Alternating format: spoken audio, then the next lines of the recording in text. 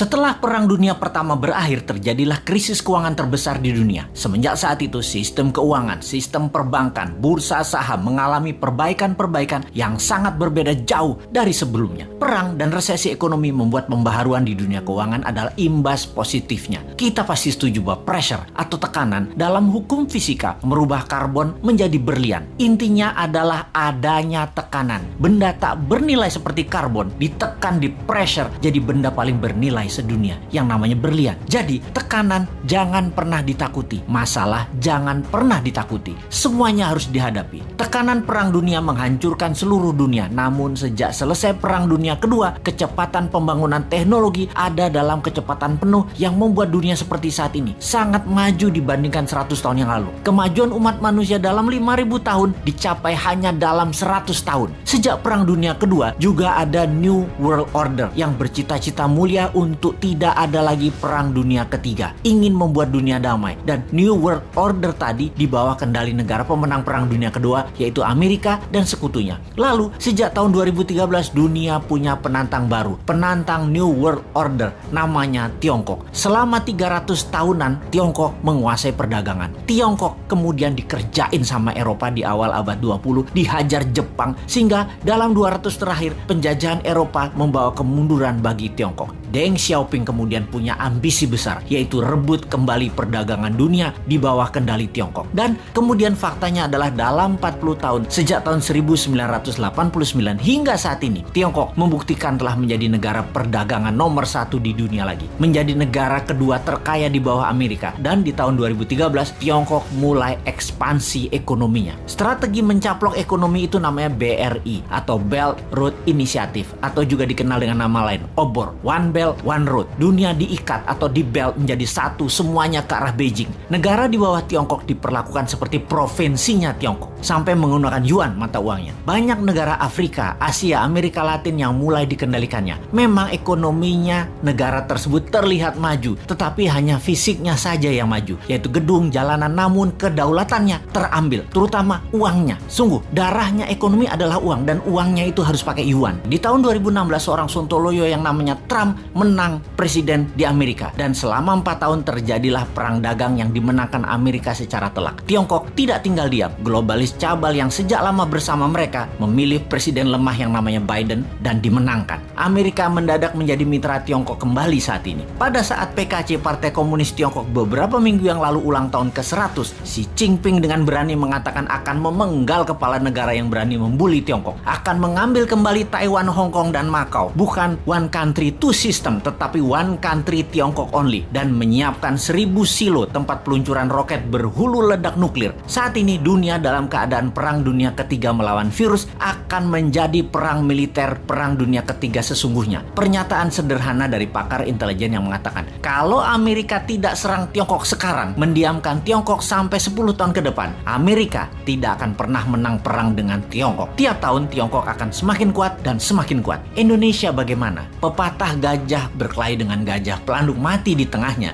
Jangan sampai terjadi. Amerika dan Tiongkok berperang, jangan sampai Indonesia jadi pelanduk mati di tengahnya. Kita harus segera berdaulat. Ambil kesempatan ini untuk berdaulat. Inilah masa yang tidak ada lagi yang terbaik dibandingkan masa ini. Pertama, Bappenas membuat perhitungan dengan rinci. Berapa cost accountingnya untuk Indonesia menjadi negara superpower di tahun 2045? Berapa biayanya? Buat 3 step. Menjadi negara berdikari di tahun 2025, menjadi negara maju 10 tahun kemudian dengan dasa chip hingga tahun 2035, dan menjadi negara superpower di tahun 2045. Step pertama adalah menjadikan Indonesia negara berdikari, mampu berdiri di atas kaki sendiri hingga tahun 2025. Memerlukan uang katakanlah 6.000 triliun, yang 50%-nya untuk UKM ekspor dan ketahanan pangan. Sisanya untuk kesehatan dan sarana tempat tinggal serta jalanan distribusi. Kita printing rupiah biru, rupiah baru yang masa berlakunya 10 tahun. Dalam 6 bulan ini sampai akhir tahun 2021, hitung rinci dan gelontorkan mulai awal tahun 2022 dengan kecepatan penuh dan secepatnya kepada UKM-UKM. Lihat hasilnya bagaimana strategi New Mind ini akan menghasilkan karya, yaitu Indonesia negara superpower.